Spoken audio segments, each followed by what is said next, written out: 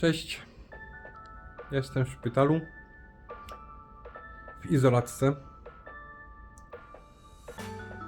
Dostałem sepsę we wtorek.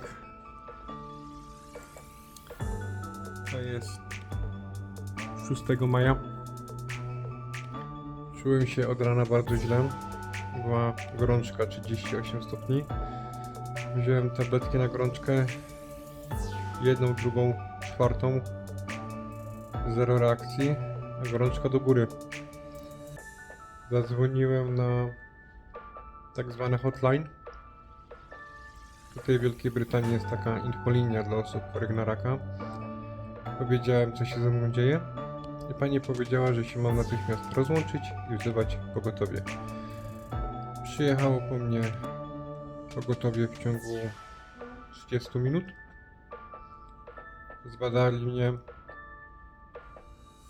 i zapadła decyzja, że jedziemy do szpitala. No i w szpitalu się dowiedziałem, że mam sepsę. Choroba, która w 1989 roku zabiła moją siostrę. Aczkolwiek o tym, że to była sepsa, to dowiedzieli się rodzice dopiero po sekcji zwłok. Miałem, że tak powiem, okazję, nie życzę nikomu, na własnej skórze przekonać się, jak wygląda sepsa. No jest to jakaś tragedia. W skali od 1 do 10 natężenie bólu wynosi 10. I to nie wymyślam. Praktycznie bez przerwy byłem albo na morfinie, albo na paracetamolu. Paracetamol był podawany dożylnie i to naprawdę było skuteczne. Uśmierzało ból, co prawda na jakieś 1,5 godziny, no ale zawsze. Morfina była podawana doustnie w postaci takiego płynu i to mi za bardzo nie pomagało. No później lekarz zmienił to na jakiś inny środek, niestety nie pamiętam nazwy. Też podawany doustnie, ale ten już był skuteczny, ponoć silniejszy od morfiny. Tylko pamiętajcie, że ja się nie znam, ja nie jestem żadnym autorytetem. Mówię to, co usłyszałem, powtarzam, ale proszę mnie nie traktować jako jakąś wyrocznie. Nie jestem. No i wtorek, środę przeleżałem właściwie na takim korytarzu, wewnętrznym korytarzu, otoczonej kotarą. Powiedziano mi, że mają teraz pełne obłożenie i jak tylko się znajdzie miejsce, to przyniosą mnie gdzieś. No i w środę, wtorek byłem tam, w środę byłem tam. W czwartek przeniesiono mnie do izolatki. Z tego względu, że mój układ odpornościowy nadal jest martwy. I to była przyczyna, dla której złapałem sepsę. Pokażę wam, jak wygląda izolatka w brytyjskiej służbie zdrowia. To jest moje łóżko. Żona mi przywiozła laptopa. Jakieś tam napoje bezcukrowe. Strasznie się pociłem, więc poprosiłem o ręcznik. Dostałem ręcznik. Jest tu taki mały korytarzyk. To jest otwarte, ja mogę w każdej chwili wyjść, jakbym chciał. Więc nie ma problemu. To jest moja izolatka. Mam tutaj umywalkę, kosz na śmieci,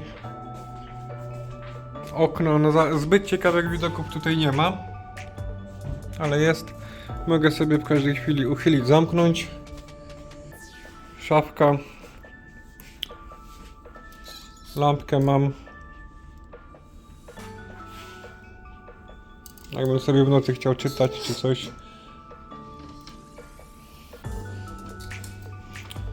Tak zwany zip frame, po polsku to, jak na to mówią po polsku, chodzik. Łóżko bardzo komfortowe. Aha, tutaj jest. Mam do niego pilota. Sobie mogę opuścić, dźwignąć kiedy chcę. Mam prywatną łazienkę.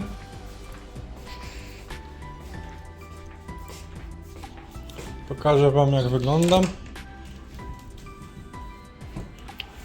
Jest wychodek. Kolejna umywalka. Prysznic z takim krzesełkiem. Prysznice tak faktycznie są dwa tutaj. Jeden mamy taki ogólny, no i drugi z tak zwaną słuchawką. No i jestem ja. Hejo. Jest tutaj jeden alarm, drugi.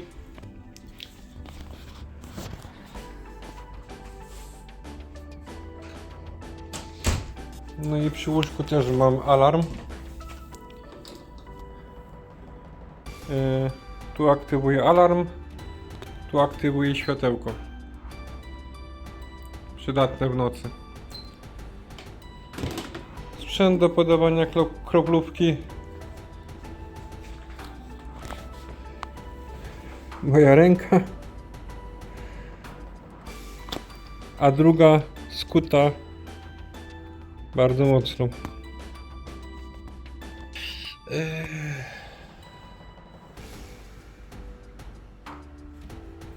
Spotkało mnie tu takie tragiczne zdarzenie, jak już mnie przynieśli do tej izolatki.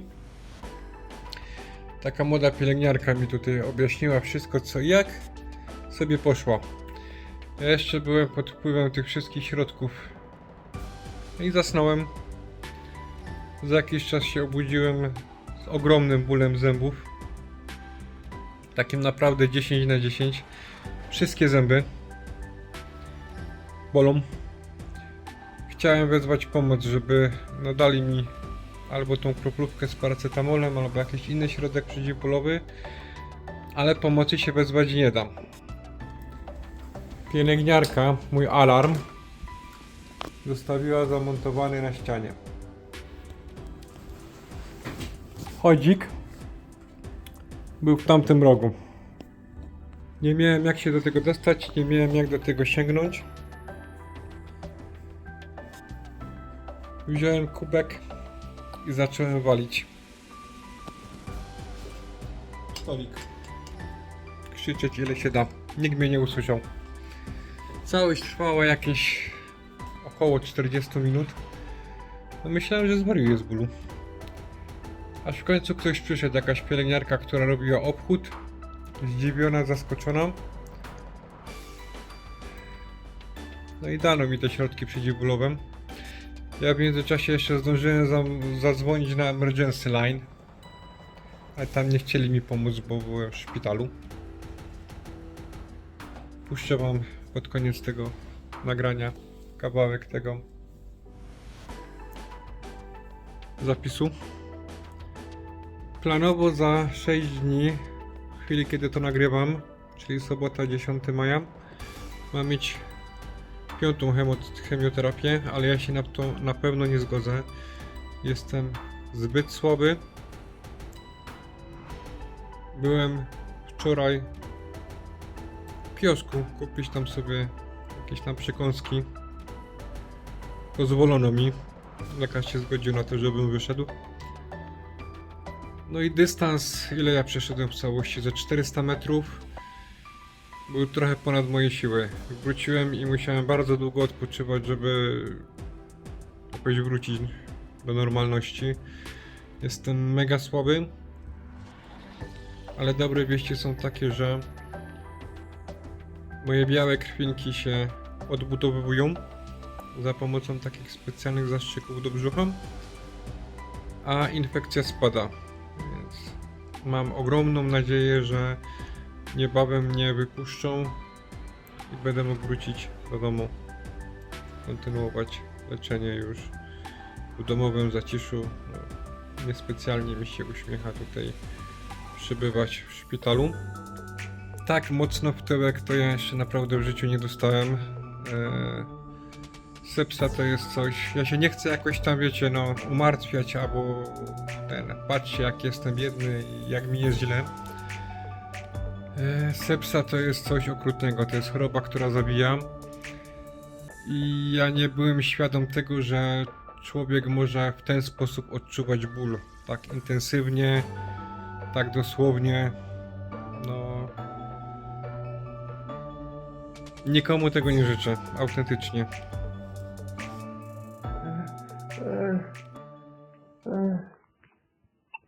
Okay, is there no staff member there? Say again, please. Do you have a staff member there that you can contact? No, Okay, why can't you contact them? I don't have. Door is closed. I'm shouting 13 years. I'm banging. I have tube, yeah. I'm banging on the wall, but nobody answer. It's really big pain. I cannot stay more. I'm shouting, I'm banging, but there is no answer.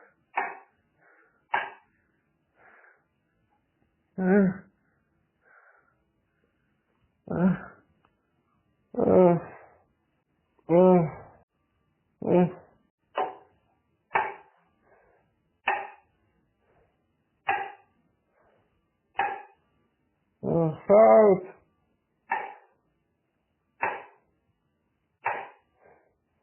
Please help!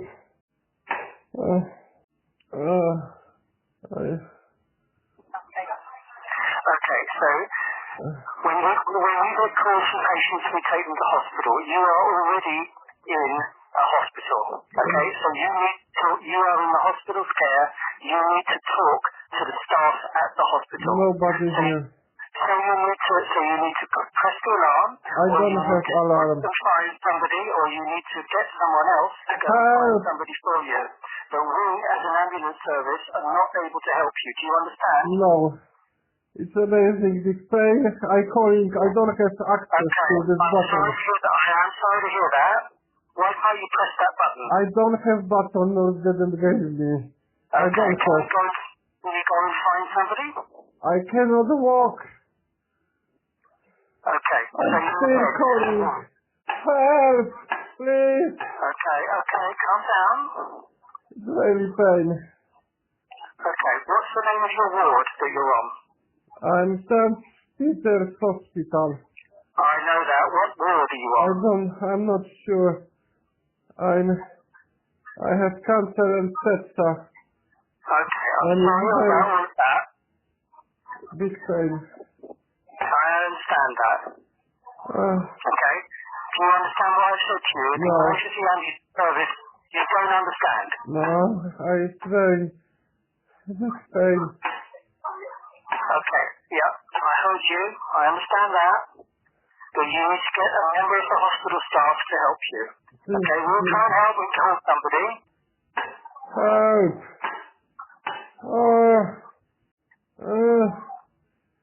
Okay. Alright, I understand that you're in pain, but you do need to find a member of staff. I'm just going to hand you back to my colleague.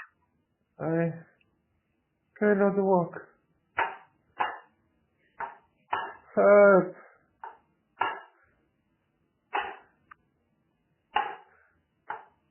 Help, please!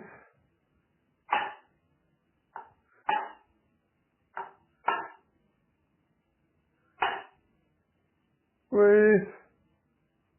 Okay, hello sir. So my team are just going to try and contact the hospital for you to try and get someone to come out to you, but you need to try and get in contact with someone. I'm doing this last 35 minutes.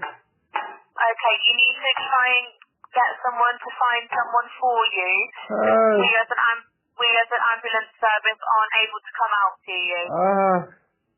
Okay, I'll leave you to make contact with a member of staff, okay, but we'll try and contact them for you. Help! Alright, I'll leave you to contact them, okay? Help! Take care, bye-bye. Help!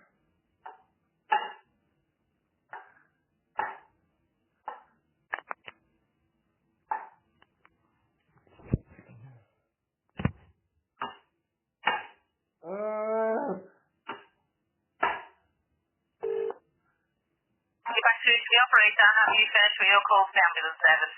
Uh, Hello, you've come back through to the operator. I didn't back.